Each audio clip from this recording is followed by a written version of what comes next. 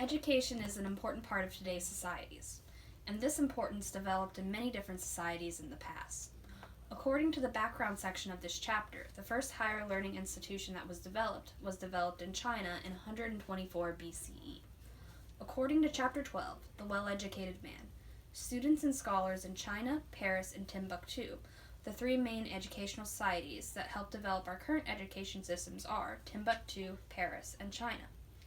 All three of these societies valued learning, morality, and standardized systems, but they valued learning different things.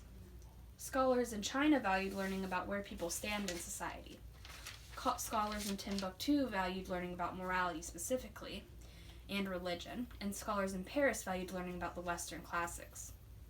To fully understand and compare these cultures' learning systems, we must first look at their similarities. The similarities between these scholarly systems are important because the scholarly systems of today are based off of these ancient schools. One major similarity between these academic cultures is they all have strict requirements for becoming certified to either teach or hold a government job. Source number 2 is an excerpt from Zhu Qi, Proposals for Schools and Officials Recruitment in 1195. This source talks about the strict methods that were used to prove that you were educated in China. This source talks about the importance of including morality in the examinations for selecting government officials. It also talks about how scholars must memorize the works considered to be important and be able to explain all the interpretations of these works. The scholars must be able to explain these interpretations of the works before they can talk about their own readings of the text. Source number 3 is from Cheng Dunali, A Schedule for Learning. This source lists the importance of each skill when it comes to getting government jobs in China. This source begins by introducing a problem in the Chinese education system, which is that most scholars do not achieve anything.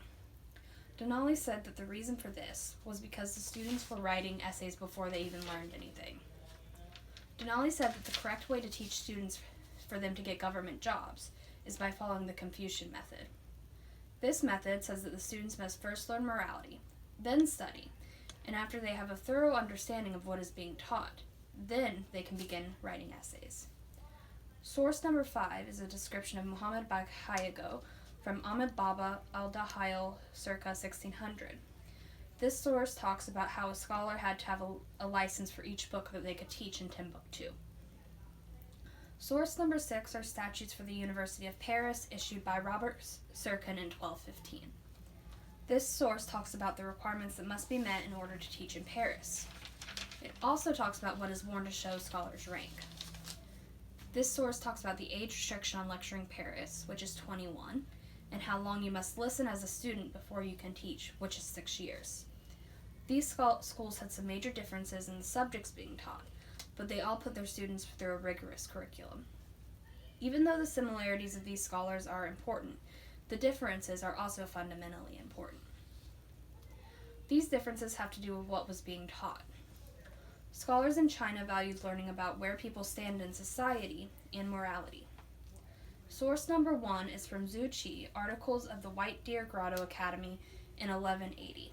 This source talks about the relationship between people in China based on their rank in the society.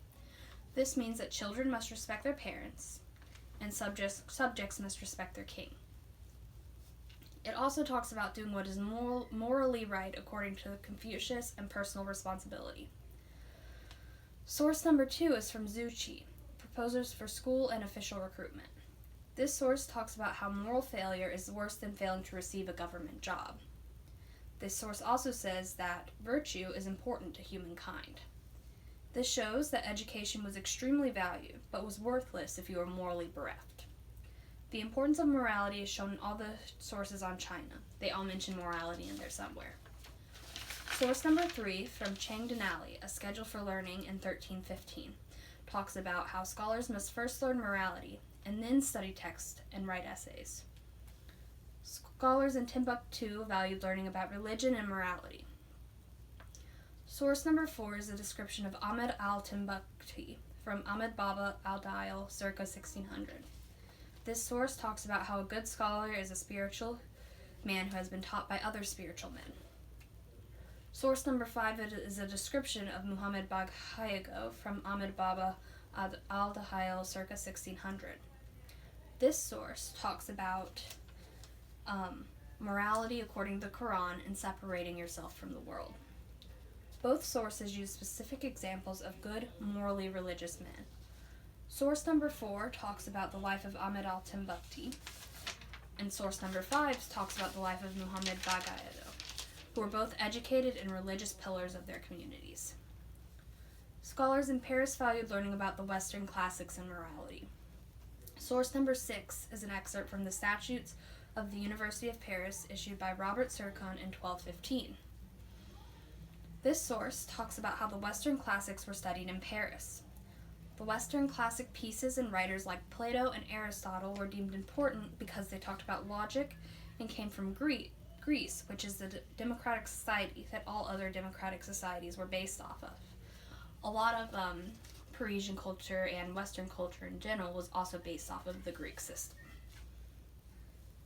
Source number 7 are the rules for licensing a student to teach at the University of Paris.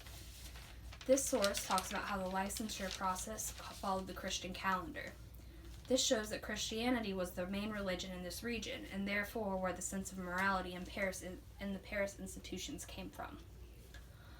All of these societies valued learning and morality. A sense of morality comes from different places, though. Chinese morality came from a sense of responsibility to your society and your superiors. Morality in Timbuktu came from the Quran, and morality in Paris came from the Bible. They also put emphasis on different aspects of education. The main purpose of all of these scholarly systems is to better their societies and the individuals in their society. This push for understanding and betterment of the society is something that is still seen as an important part of education today. Thank you.